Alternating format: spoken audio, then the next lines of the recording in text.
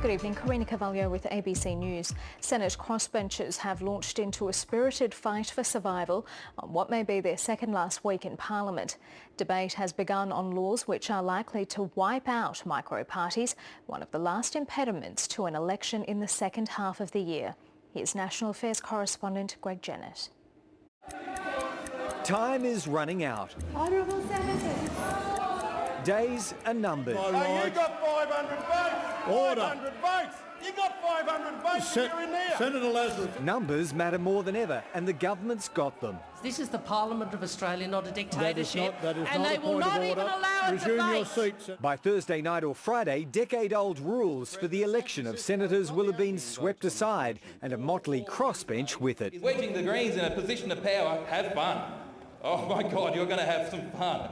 The Greens are with the government. Long before we sniff the political breeze. And against almost everyone else. All are hurtling towards a date with 15 million voters. Our job is to ensure that the dysfunction in the Senate ends. The happy chamber snap suggests the end is nigh for the Parliament.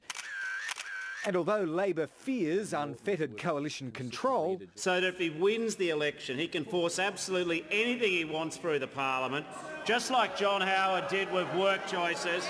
the one man who'll decide the date isn't saying. Who will succeed? Who will win out of this? The voter. There won't be any election until the Senate voting laws are passed, and although the result's not in doubt, no one can predict how long that'll take.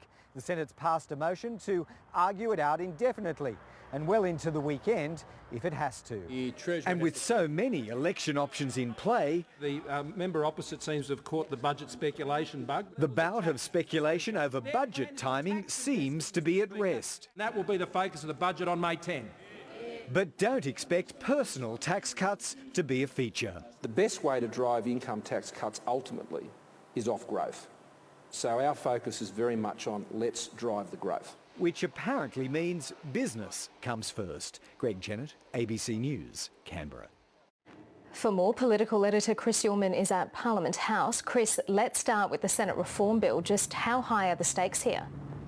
Well, Karina, for the crossbenchers, or most of them, they're as high as they get. They are facing annihilation either in 4 months' time at a double dissolution election or in 4 years' time when their normal terms run out, because what this bill does is to take out of play the device they used to get into play in the first place, and that's those Baroque preference deals that used to be part of the Senate voting ticket. For the Labor Party, once supported this reform, but now it seems to believe that the Greens and the Coalition will do better out of this than it will. And for the Coalition, of course, it does make it very difficult to ever deal with these senators again, so it risks getting any more of its legislation through.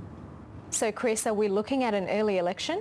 Well, all of what we're seeing in the Senate now is driving those thoughts of an early election because, of course, it's compelling for the government to want to get rid of this Senate in 4 months' time rather than in 4 years' time and to start all over again. But then it runs into a whole lot of complex constitutional issues, the main one being the date on which the election could be called. The last date for that is the 11th of May. The budget's on May 10, so that's why there's talk of dragging that budget forward by a week.